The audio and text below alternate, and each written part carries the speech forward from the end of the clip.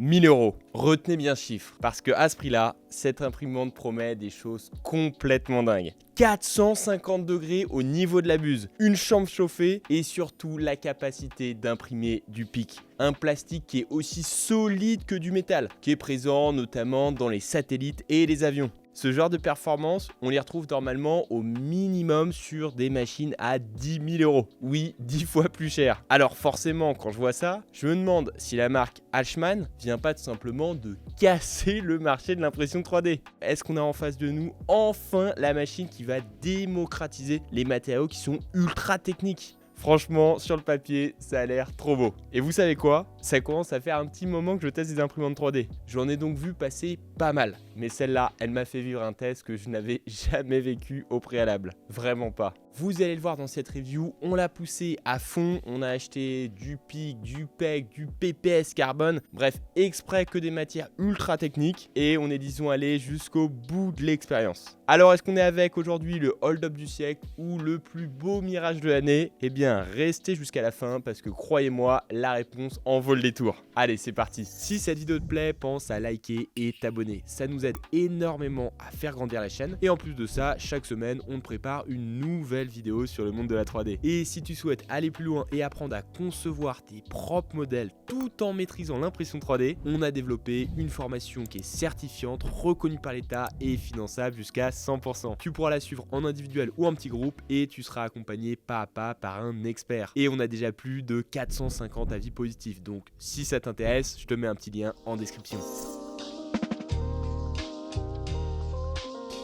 Commençons par comprendre pourquoi cette machine nous fait autant rêver. Parce que sur le papier, très honnêtement, c'est du lourd. Déjà, on a un très gros volume d'impression. Presque 30 cm sur chaque axe. Ensuite, on a une architecture en Core XY qui est rapide et précise. Franchement, ce genre d'architecture a fait ses preuves. On a également un hot-end en céramique annoncé à 450 degrés. Et surtout, le truc, une chambre chauffée à 90 degrés. Le tout avec un plateau à 130 degrés. Tous ces chiffres-là, ça fait que c'est une porte d'entrée idéale vers des matériaux ultra techniques. Je vous le disais en introduction, du PEG, du PIC, du PPS. Ça, c'est normalement des matières qu'on utilise dans l'industrie de pointe, genre l'aéronautique ou le médical. Et pour vous donner une échelle, une machine qui monte à ces températures, d'habitude, c'est normalement 10 fois plus cher. La machine, entre guillemets, la plus abordable pour faire ce genre de truc, c'est la Prusa Pro HT90. Et là, cette dernière, elle peut monter jusqu'à 500 degrés, donc c'est vraiment pas mal, mais elle coûte quand même 10 000 €. Et là, ici, on parle d'une machine à 1000. Donc ajoutez à ça une filtration multicouche contre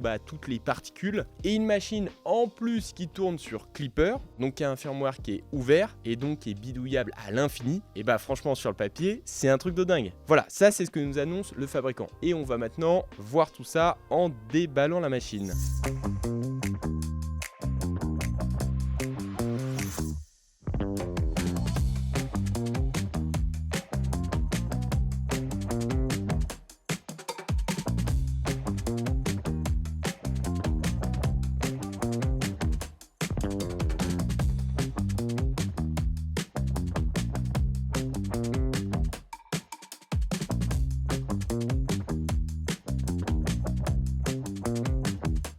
Bon, de loin, vous le voyez, la machine, elle en jette. Le châssis, il a l'air sérieux, la structure, elle est bien pensée. Bref, sur les photos de produits, ça passe crème. Mais en se rapprochant un peu, là, c'est un peu moins classe. Déjà, t'as des tas de LED RGB qui clignotent dans tous les sens. Le truc, on dirait un vrai sapin de Noël. Ensuite, truc bizarre, t'as même pas un support de bobine. Franchement, c'est limite au prix de ce type de machine. Et le détail qui m'a tout de suite interpellé, c'est cette machine qui est quand même censée être quasi industrielle, pensée pour imprimer des pièces techniques, et elle est vendue en pack avec un kit pour imprimer un moule à café. Je trouvais ça vraiment bizarre. Mais là, vous allez me dire que je suis relou et que je suis juste en train de chipoter. Ok. Mais en me rapprochant de la machine, là je commence vraiment à m'inquiéter. Le caisson, je vois que c'est une simple mousse en guise d'isolant. C'est compliqué pour une machine qui doit monter aussi haut en termes de température. Là je vois ici un câble à l'air libre en pleine tête d'impression. Et le détail qui me tue, ici, juste là, un trou. Mais genre un vrai espace entre l'écran et l'intérieur de la machine. Franchement, sur une machine qui doit monter aussi haut en termes de température, je commence à m'inquiéter. Là, ça peut être des gros défauts. Bon, à la limite, on va dire que c'est des défauts de jeunesse. On rappelle que c'est quand même la première machine de la marque. Première étape, la plus basique du monde, charger le filament. Eh bien, l'extrudeur n'a même pas réussi à prendre correctement notre filament. Impossible. Pour ça, on a été carrément obligé de démonter tout notre extrudeur. Et ça, avant même d'avoir imprimé quoi que ce soit. Et pendant qu'on était dans la machine ouverte, deuxième surprise, aucun des axes n'était lubrifié. Rien, zéro graisse. On a donc dû faire tout notre entretien complet sur une machine qui sortait tout juste du carton. Franchement, un peu relou, c'est pas très compliqué pour le fabricant de faire ce genre de choses. Ensuite, pour pouvoir transférer les fichiers, là on a dû récupérer une version maison d'Orca bricolée par la marque. Encore une fois, on va considérer que c'est une machine qui vient de sortir, donc la communauté est peut-être pas encore très développée. Bon, on s'accroche, on lance enfin une vraie première impression, une pièce en PLA de 9 heures. Et le résultat, correct, mais franchement indigne du prix. Regardez ça, je vais être méchant, mais on dirait presque une Under 3 mal calibrée. Les couches, elles sont ultra visibles, on a du ghosting partout. Franchement, pour 1000 €, ça pique. C'est quand même ultra décevant. Mais paradoxalement, c'est pas dramatique. Car clairement, on va pas utiliser cette machine pour imprimer ce type de petit plastique. Du moins, c'est ce que je croyais. Parce qu'en démontant un peu plus cette dernière, là, le vrai visage de la machine est apparu. À l'intérieur, on est sur du plastique ultra cheap. Des pièces fragiles, mal conçues. Et à ce moment-là, je me demandais sincèrement comment ça allait pouvoir tenir pour la suite de nos tests. Et c'est exactement là qu'un truc que je n'avais jamais vu s'est produit.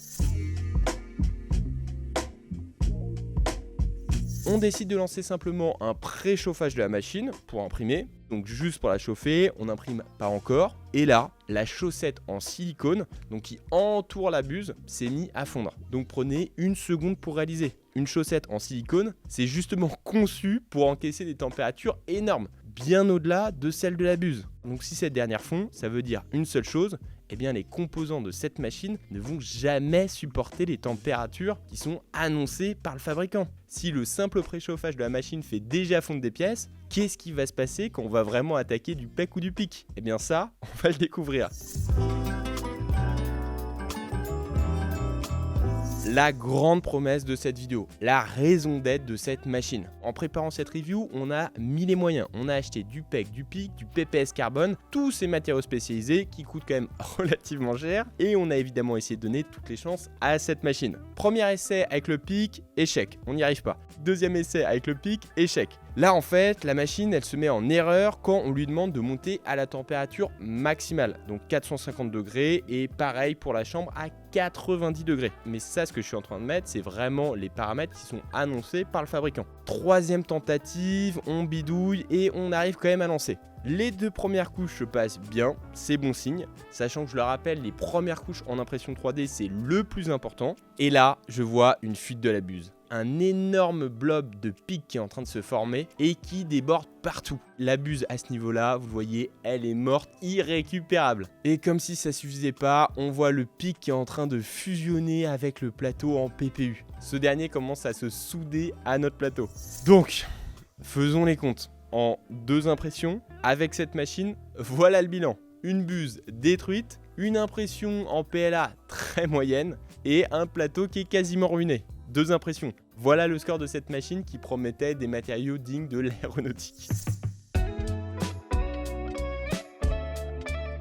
Alors, pourquoi un tel désastre? Eh bien la réponse, elle est dans l'argument numéro 1 de la machine. Cette fameuse chambre chauffée à 90 degrés. Le constructeur, il nous annonce 90 degrés. En pratique, impossible de tenir une température de chambre stable. On l'a vu ensemble, il y a carrément des trous dans le carter. La porte, elle se referme mal, le caisson est en plastique et il y a simplement une mousse isolante autour de ce dernier. Bref, la chaleur, elle va s'échapper de partout. Et même dans le meilleur des cas, il faut rappeler que 90 degrés pour du pic, c'est vraiment dans le bas de la fourchette. L'idéal, c'est plutôt 120, 150 pour vraiment aller chercher les bonnes propriétés mécaniques de ce plastique. Donc à 90 degrés, on est déjà sur le minimum. Sauf que là, cette machine, elle n'atteint même pas ce minimum de façon stable. Résultat, tout le positionnement de la machine PEC s'effondre. Et pour moi, le symbole de tout ça, c'est ces LED RGB. Elle clignote de partout pour faire joli, mais franchement, elle n'éclaire même pas l'intérieur de la chambre. Là où potentiellement, ça pourrait avoir un intérêt.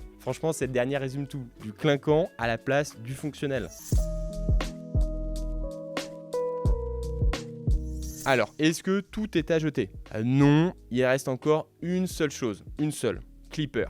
le fait que cette machine tourne sur Clipper, c'est son vrai et unique atout. Là, on a l'avantage de ne pas avoir d'écosystème fermé et donc c'est la possibilité d'aller très loin dans les réglages. Donc pour tous les vidéoeurs acharnés qui cherchent vraiment un projet à dompter et qui adorent mettre les mains dans le cambouis, bon, disons qu'avec ce type de machine, vous avez une matière première. Mais soyons très clairs, un bon logiciel ne rattrapera jamais un matériel qui fond au préchauffage. Pour le reste, l'interface, elle est mal pensée, elle est pas intuitive, les finitions, elles sont carrément absentes, le câblage, il dépasse de partout, la carte électronique, elle est à l'air libre. Bref, son seul point fort pour moi, c'est Clipper, et les points faibles, c'est à peu près tout.